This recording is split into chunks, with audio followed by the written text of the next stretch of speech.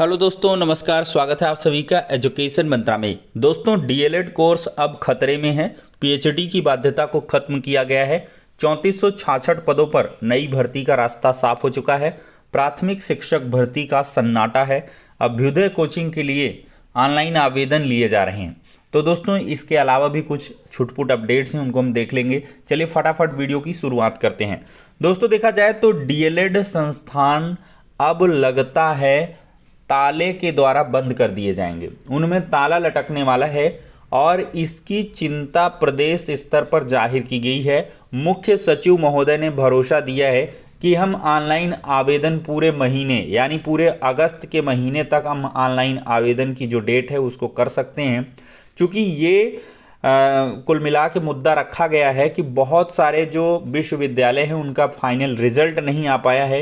इसी वजह से इतने कम आवेदन इस बार डीएलएड में देखने के लिए मिले हैं। लेकिन जो सूरत हालात है वो कुछ दूसरे हैं, अलग हैं। क्योंकि बीएड के लिए इतना ज़्यादा आवेदन क्यों हुआ है?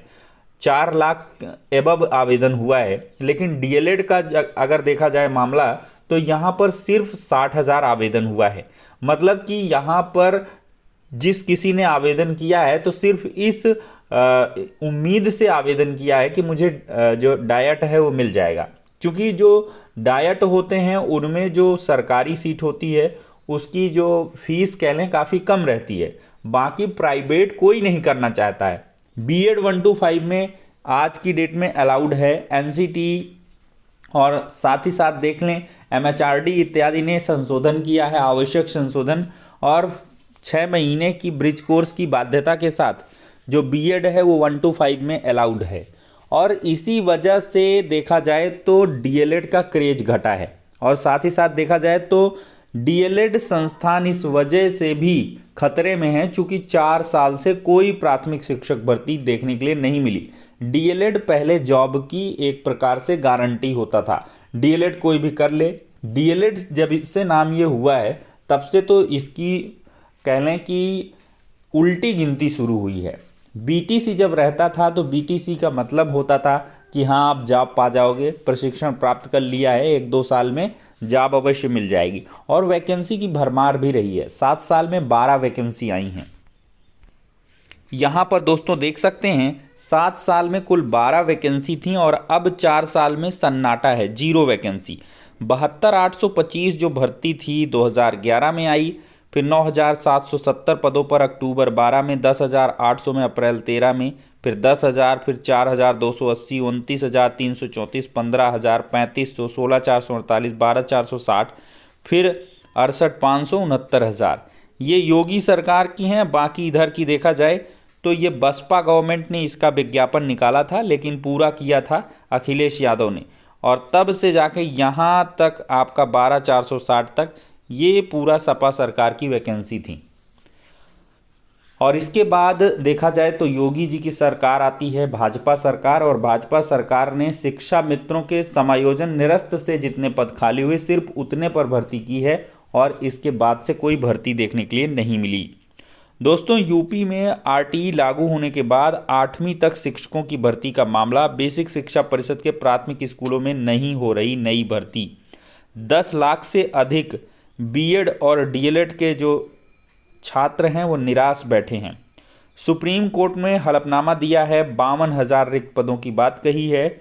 हर साल औसतन 12,000 शिक्षक तो सेवानिवृत्त हो ही जाते हैं, उसके बावजूद कोई भर्ती नहीं आई है।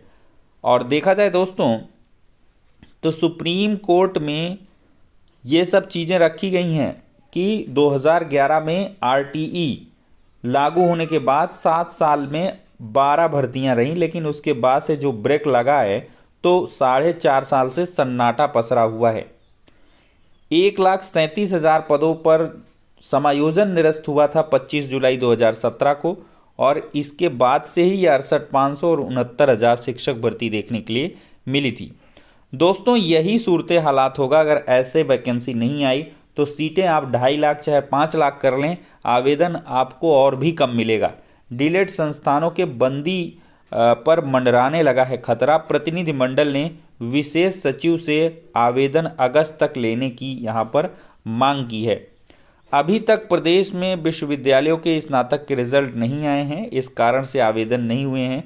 विशेष सचिव से अगस्त तक अंतिम तिथि विस्तार की मांग की गई। उन्होंने बताया कि विशेष सचिव ने आश्वस्त किया है कि तिथि विस्तार किया जाएगा। तिथि विस्तार किया जाएगा, लेकिन अगस्त तक होगा ये बड़ा मुश्किल है। पूरा जुलाई माह किया जा सकता है। तिथि विस्तार तो करेंगे ही, हर साल तिथि विस्तार कर करके यहाँ पर कुछ सीटें भर ली जाती हैं और इसके बावजूद भी लाखों सीटें रिक्त जाती हैं। दोस्तों देखा जाए तो कृषि विभाग में 3,466 पदों पर भर्ती की जाएगी। कृषि विभाग में 3,466 पदों पर कृषि प्राविधिक सहायक का रास्ता साफ हुआ है। उत्तर प्रदेश लोक सेवा आयोग ने ओवर एज 906 अभ्यर्थियों का डाटा कृषि निदेशालय लखनऊ को भेज दिया है। अब इन 906 अभ्यर्थियों को शामिल करते हुए UPSSC नई भर्ती का विज्ञापन जारी करेगा। अब तक डाटा नहीं मिलने के कारण विज्ञापन जारी नहीं किया जा रहा था। 2013 में UPPSC ने 6,628 पदों पर भर्ती के लिए विज्ञापन जारी किया था। कानूनी विवाद के कारण 906 अभ्यर्थी ज्वाइनिंग से वंचित रह गए थे। सर्वोच्च न्यायालय ने इन अभ्यर्थियों को नए विज्ञापन में आवेदन के निर्देश दिए थे। इन छात्रों ने अपना डेटा कृषि निदेशालय को भेजने के लिए 2 बार UPPSC के बाहर प्रदर्शन भी किया था, लेकिन पिछले 3 वर्षों से इस भर्ती का इंतजार किया जा रहा था। तो अब डेटा पहुंच चुका है। बहुत जल्द UPSSC 3,466 पदों पर जो AGTA का विज्ञापन है वो जारी कर देगी। आवश्यक अर्हता जो भी रखते हैं वो सतर्क हो जाएं, आवेदन करें और कायदे से तैयारी करें। एक नया और बड़ा परिवर्तन हो चुका है। सहायक प्रोफेसर भर्ती के लिए PhD अब जरूरी नहीं है। तो विश्वविद्यालय अनुदान आयोग यानी कि UGC ने सहायक प्रोफेसर पद पर सीधी भर्ती के लिए PhD की अनिवार्यता को खत्म कर दिया है। 1 जुलाई से लागू हुए नियमों के तहत राष्ट्रीय पात्रता परीक्षा नेट, राज्य पात्रता परीक्षा सेट और राज्य स्तर पात्रता परीक्षा SELT उत्तीर्ण करने वाले सहायक प्रोफेसर बन सकेंगे। UGC के अध्यक्ष जो है M जगदीश ने बुधवार को नए बदलावों की जानकारी दी है। UGC ने अधिसूचना भी जारी कर दी है। कुछ साल पहले UGC ने सहायक प्रोफेसर के लिए PhD अनिवार्य की थी। हालांकि इस बदलाव के बाद भी ज़्यादा असर नहीं पड़ेगा। दरअसल नियुक्ति प्रक्रिया में जब एकाडमिक स्कोर तैयार होता है तो PhD उम्मीदवार को ज़्यादा अंक दिए जाते हैं और गैर PhD को कम। इसलिए PhD उम्मीदवार की मौजूदगी में गैर PhD वालों की नियुक्ति मुश्किल है। जहां PhD उम्मीदवार उपलब्ध नहीं है वहां ज़रूरत से इसका जो है फ़ायदा भी होता है। ठीक है। और संस्कृत में डिप्लोमा के 4 कोर्स शुरू होंगे। प्रदेश के 15 जिलों में राज्य सरकार की तरफ से नए आवासीय संस्कृत विद्यालय खोले जाएंगे, जबकि रोजगार परक शिक्षा को बढ़ावा देने के लिए संस्कृत विद्यालयों में 4 वर्षीय जो डिप्लोमा कोर्सेज हैं वो शुरू किए गए हैं। अभ्युदय कोचिंग में प्रवेश चाहते हैं तो 15 तारीख तक आवेदन कर सकते हैं। जिला समाज कल्याण अधिकारी ने बताया है कि मेडिकल कॉलेज के पास GIC परिसर में संचालित कोचिंग में UPPSC, UPSSC, JEE, नीट की निःशुल्क कोचिंग कक्षाएं, डॉक्टर भीमराव अंबेडकर छात्रावास चांदपुर सलोरी में NDA और CDS की कोचिंग निःशुल्क की जा रही है। इच्छुक अभ्यर्थी अपना आवेदन पत्र विकास भवन में समाज कल्याण विभाग में 6 से 15 जुलाई के मध्य 10 से शाम 4 बजे तक जमा कर सकते हैं। सभी प्रमाण पत्रों को स्वप्रमाणित छायाप्रतियों में देना होगा। प्रवेश मेरिट के आधार पर दिया जाएगा। बाकी दोस्तों T20 में बेहतरीन परफॉर्मेंस के बाद तिलक वर्मा और यशस्वी जायसवाल को T20 टीम में नए चेहरे के रूप में शामिल किया गया है। कप्तान रहेंगे हार्दिक पांड्या और यहाँ पर रोहित शर्मा और विराट कोहली को जगह नहीं मिल पाई है। तो विंडीज़ दौरे पर भारत जा रही है। तिलक वर्मा और यशस्वी को एंट्री मिली है। यशस्वी को भारत का T20 कार्यक्रम देखें तो 3 अगस्त को पहला, 6 को दूसरा, 8 को तीसरा, 12 को चौथा और 13 अगस्त को 5वां T20 मैच खेला जाएगा। T20 टीम यहाँ पर आप लोग देख सकते हैं। बाकी दोस्तों देखें तो अब ऑफलाइन नहीं लिया जाएगा PCS मुख्य परीक्षा का आवेदन। OTR के माध्यम से आवेदन कर सकेंगे अभ्यर्थी। 26 जून को जारी हुआ था PCS प्री का परिणाम। तो PCS 2023 की मुख्य परीक्षा का आवेदन ऑफलाइन नहीं लिया जाएगा। यह आवेदन अब OTR के माध्यम से ऑनलाइन लिया जाएगा।